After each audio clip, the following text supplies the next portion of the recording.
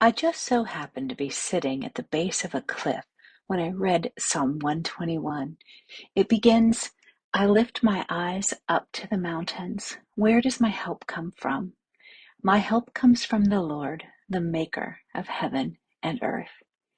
Well, not only was I in the perfect place to read this, surrounded by snow-capped peaks over 14,000 feet tall, but I also needed some serious help. Later that day, my husband and I would drive to Denver to move our newlywed daughter and son-in-law across the country. Months earlier, I'd waved goodbye to my parents, moving away. Even the for sale sign in my own yard foretold of yet another move. From the foot of the mountain, I was looking back, not up. Back at holidays that would never be the same. Back at parents I couldn't just drop in to visit. Back at the valley we were torn about leaving. Psalm 121 is called a psalm of ascent. These 15 psalms, numbered 120 through 134, were sung by the Israelites as they pilgrimaged to Jerusalem several times a year.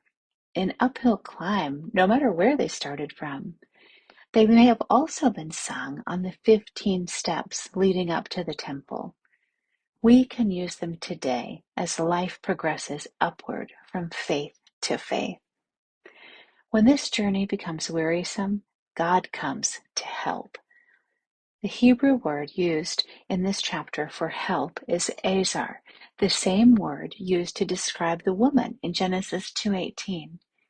Azar is a strong ally or deliverer, and it's most often used to describe God himself as Israel's helper and ours, who brings assistance and support in times of hardship and distress.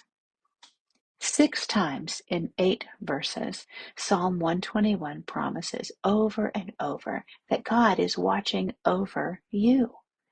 As verse 3 says, he will not allow your foot to slip on this treacherous climb. He is never inactive or inattentive. Verse 4 tells us that he never sleeps on the job. His eyes never close.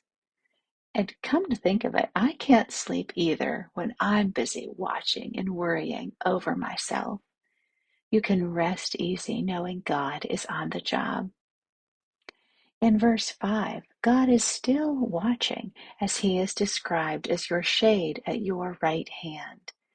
Shade is protection and defense, and to be at your right hand puts God in the most ready position when you need him most. He keeps you safe night and day, 24/7. There is not one detail of your life that God is not watching over. Verse 7 promises that he will keep your very soul from all harm. Now, you don't need me to tell you that this does not mean life is not devastatingly difficult or painful, but it does mean that evil has no hold over you. Christ has swallowed up death in victory, 1 Corinthians 15:54. And he has triumphed over every harmful power or evil adversary by the cross, Colossians 2:15. But it was verse 8 that brought me to my knees that morning on the mountain, in a year that had taken my breath away in a whirlwind of unwelcome change. It says, the Lord will watch over your coming and going, both now and forevermore. Every coming to a new place is a going from a familiar place. Maybe you're stepping into an exciting season like my newlywed daughter and new son, or my adventuresome parents. Or maybe you're like me, waiting in an uncertain place while knowing that change is right around the corner. Or maybe you wish life would change from the darkness around you into a brighter future. God has already seen what you will face. He is prepared for every possibility.